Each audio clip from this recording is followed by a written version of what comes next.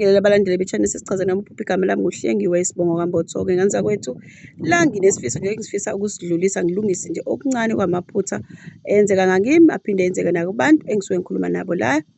Bafowethu ngicela ukulungisa indaba yokubhekela umuntu lana. Ubuqale ungikhokhele imali engango-R100 mase ngikwazi ukuthi ngibuyele kuwena. Ngesimo sokuthi kwesinye isikhathi masikhuluma kuyenzeka uthole ukuthi umuntu sikhuluma naye i-hour kuze kudlulele ngisho e-hourni lomunye umuntu esuke ngilihlelile. Ngaleyo ndlela ngiyacela ukuthi sibe kanjena-ke mawukhuluma ufuna ngikubhekele ngicela kwenze kube yi-hour, makuphela i-hour kube sengidlulile kuwena kungasali sekusele ukuthi awuzwanga kahle noma awubhalanga phansi noma khona ongasakurikhodanga. Ngiyacela ukuthi mase ngifona ngikuhlelela ukuthi cha sesizokhuluma wenze isiqiniseko sokuthi uzokwazi ukuthi izinto uzibhale phansi, uzokwazi ukuthi urikhode makumele uthi urikhode ngoba lento isuke esinye isikhathi sabanye abantu uthole ukuthi safanele sikhulume nabo. Okwenza ukuthi ngakumina mase kusala abantu abathize soke sebekhokhele noma soke sebelethe umnikelo wabo ukuthi ngikwazi ukukhuluma nabo. Enye futhi into esengiyicabangile ezongisiza kakhulu ukuze kungabi khona umuntu sengisele no-R100 wakhe angisakhulumanga naye ngalelo suku. Ngicela senze kanje, uzofaka inamba yami ku-WhatsApp wakho uzisendele igama, emva kwalokho ulethe nje imeseji ngizobe mina sengikufonela ngikhulume nawe kuqala ngaphambi kokuthi ukhokhe imali. Sikhulume yonke into wazi ukuthi kuyi-hour nje nakhona futhi njengoba ngithi i-hour ngisuke ngenzela ukuthi uma kunezinto ofuna ukuzibuza nokuthi ufanele uzibhale phansi esuke sikhuluma ngazo ukwenze lokho siqede sidlule entweni enjengaleyo khona sizokungabi phela nokuthi ngikhulumile nawe kodwa wanganeliseka, uyabona. Kube nje i-hour kanjalo ngizocela ukuthi ngiqale ngikubhekele kuqala ngiqede ngithi nya emva kokuthi sikhulumile ngoba sengikunikeze i-account number yami ngaphambi kokuthi nje uze usende imali.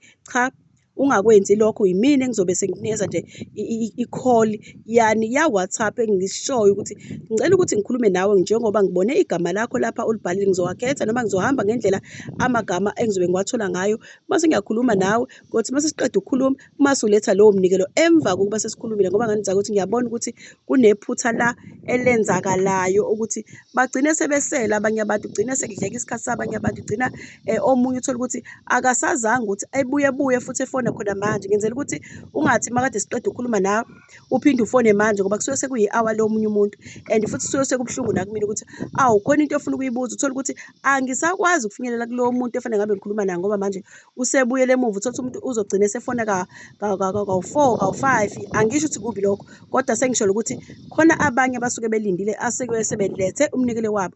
Ngaleyo ndlela nganza kwethu ningakunikezi umnikelo ngingakakhulumi nawe. Ngizokhuluma nawe ngiqede ngithi nya mase ukubhala phansi ngidlule e-hourni lakho zokuqala napho dlule lapho mase-ke sengidlulela komunye ngoba wena usuletha umnikelo emva kokuba mina sengikubhekele ngezinto zakho. Ubhala phansi noma kube khona i-recording ozoyenza ukwazi ukubamba zonke izinto ozobe sikhuluma ngazo.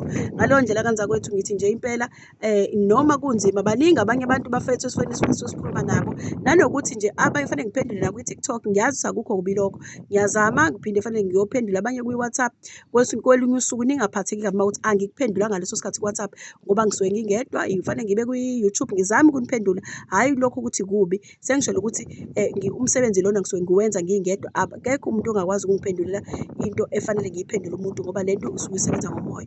Kwi-WhatsApp, ikwi-YouTube, amameseji, ama-calls nganza kwethu ukuba khona umuntu osuke ezongisiza ngabe kuba lula. Manje akekho umuntu owazi ukudonsa umoya ukwenza lo msebenzi bafowethu.